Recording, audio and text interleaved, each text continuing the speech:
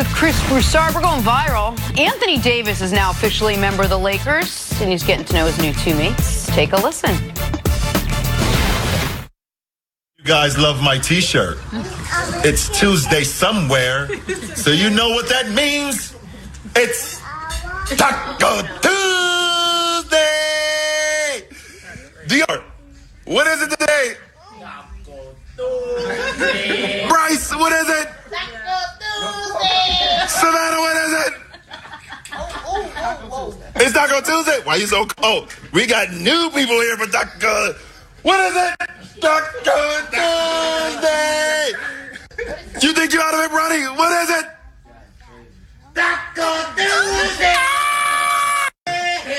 Taco Tuesday. He is leaning into this dad humor. Oh, I'm telling man, that hurt me yesterday because I was moving to the suburbs. I couldn't do my Taco Tuesday. I had to go to Chipotle, bro. Oh. They ran out of chips. Everything. I was upset with the people. The guy was making my bowl last night. Talking about, man, you got that spicy mouth. I said, listen, you need to be concerned about what I'm trying to order. What'd you get? Let me hear. Come on, man. A bowl, little rice. Give me some lettuce. Double chicken. Double chicken. Okay, yeah. Veteran sauce. Give me some sauce on the side. Everything should. Had to get the guacamole, man. Can I give you one suggestion? I was going to be forced on me, yes. You can go double chicken, and you got to pay double, and I know you're a man of mincemeans, but still, if you tell them half chicken, half steak, you end up getting almost the double portion for the price of just one. I know, but it's only 50 days, though. I'm trying to cut. I don't want the beef in me. The chicken's make me a little... What about a little pork? What about a little chicken carnitas? Why not tofu, pork guys? Pork is even harder on your body than beef.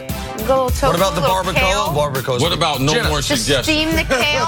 Jenna, what about? We're talking about the greatest chain restaurant in American history. I know. And you're bringing up kale and tofu. Steamed kale and tofu. Just even after that shout out, they only give him no free food. I know. I've been doing this for 10 years. That is a heck of a shout. Unbelievable. Chris Broussard. He's always giving the best. He's good at best time. Hey man, you my best guest today. Hey man, that's the best food chain. No, LeBron is still the best after what Kawhi did last year. All right, let's talk some Kevin Durant. That dude just give up. He give up them the best thing like a kiss.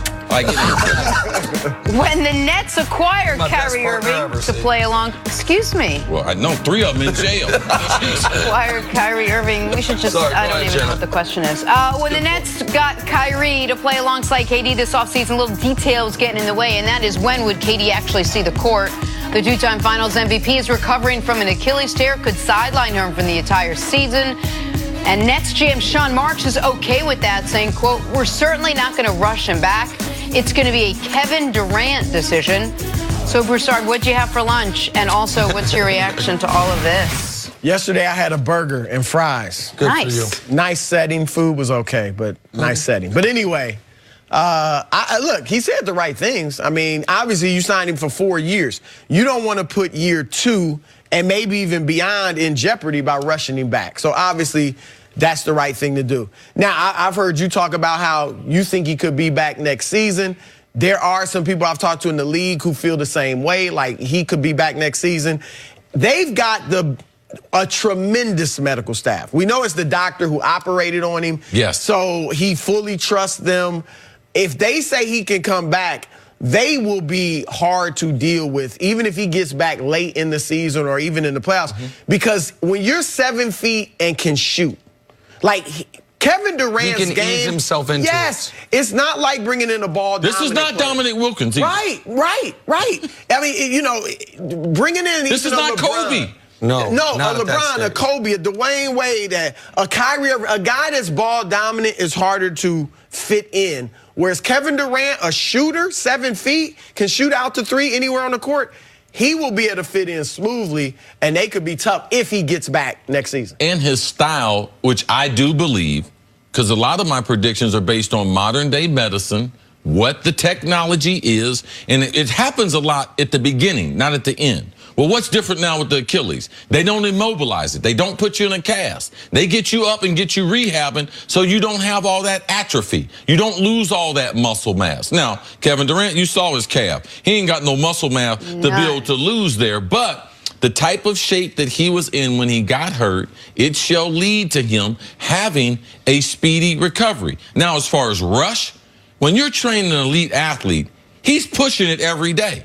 And I believe it's important for your psyche. That's what makes today's rehab on this Wednesday more important than it would be if you don't put a goal. Because if I don't put a goal, what difference does it make how much pain I'm in today? What difference does it make? So I just believe with the training staff, and I thought you brought up one of the critical points because I looked up their training staff, not only the doctor, but they have the most unique training staff, I would say, in all of sports. They have guys that have combat training, they have guys that have rugby training, and they brought all these minds together to figure out what's best to train the type of athletes that we're going to have. So top to bottom, man, the Nets organization, what they present a great opportunity for Kevin Durant to prove to the world that not only was I one of the best basketball players, but I still am in his comeback next season. So a couple points. One is, to your point, Kevin Durant could average 20 a game without ever jumping more than 4 inches off the ground. Like, he wouldn't be the guy that we saw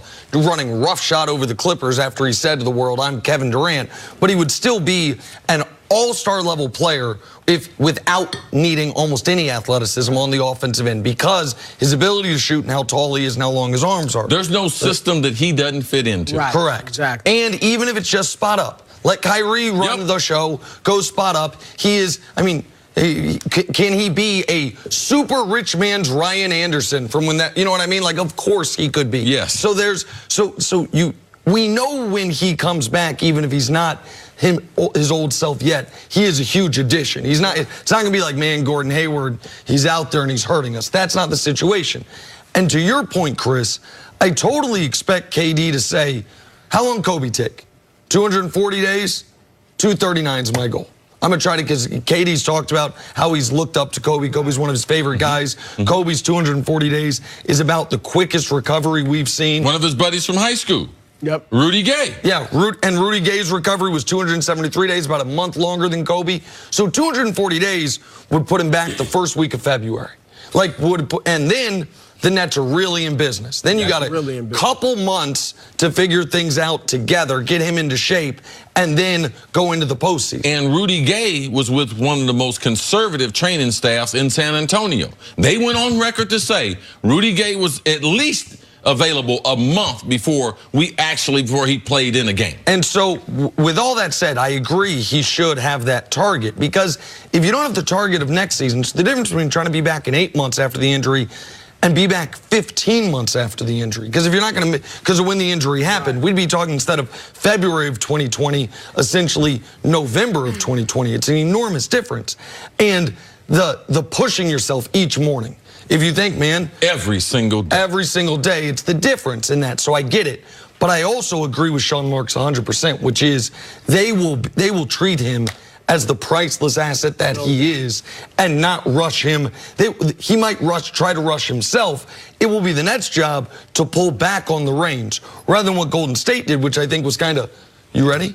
We good? Like, they're going to go the opposite, because they look at, they hope KD's there not just the next 3 years, the next 7 years. And so they will bake that into when they allow him to go play. I brought this up earlier and you argued it, and you made a good point, but I wondered if Kevin Durant would be a little gun shy to get himself back out on the court after rushing himself. A lot of people would say rushing himself back on the court last year. Different injury, different circumstances, and then he got hurt again. I wonder if, and then CC was just saying that as a professional athlete, your goal is to rush yourself back as quickly as possible. Do you see any part of him that would be concerned? He's got more time now. He signed a longer-term deal. He is a Net for a while. Would even want to come back next year? Well, I think, one, he's got the full trust in this training staff. So if they say he's ready, I think he'll be ready. If you were right, Nick, and he gets back, early February, they would probably wait until after the All-Star break. Yep. You know, so then it's late February. That gives you a few more weeks.